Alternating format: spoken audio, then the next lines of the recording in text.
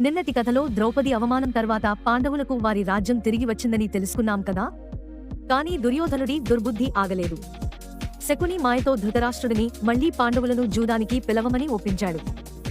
ఈసారి జూదంలో ఓడిపోయిన వారు 12 సంవత్సరాలు అడవుల్లో ఉండాలి, 1 సంవత్సరం ఎవరికీ తెలియకుండా రహస్యంగా జీవించాలి అనే షరతు పెట్టారు.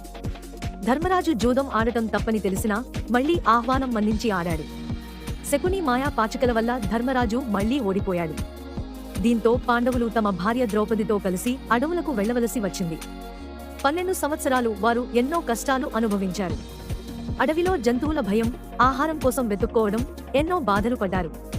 కానీ వారు ధర్మాన్ని మాత్రం విడువలేదు. ఒకరికొకరు సహాయం చేసుకుంటూ కష్టాలను ఎదుర్కొన్నారు. ద్రౌపది కూడా వారితో పాటు అన్ని కష్టాలను భరించింది. ఆమె తన భర్తలను ఓదారుస్తూ వారికి ధైర్యం చెప్పింది. 12 సంవత్సరాల వనవాసం తర్వాత వారు 1 సంవత్సరం అజ్ఞాతవాసం గడపవలసి వచ్చింది. ఎవరికీ తెలియకుండా జీవించడం చాలా కష్టమైన పని. ఈ వనవాసం, అజ్ఞాతవాసం పాండవులకు ఎన్నో పాఠాలు నేర్పింది. వారి ధైర్యాన్ని, సహనాన్ని పరీక్షించింది. దీని తర్వాత ఏం జరిగిందో రేపటి కథలో తెలుసుకుందాం.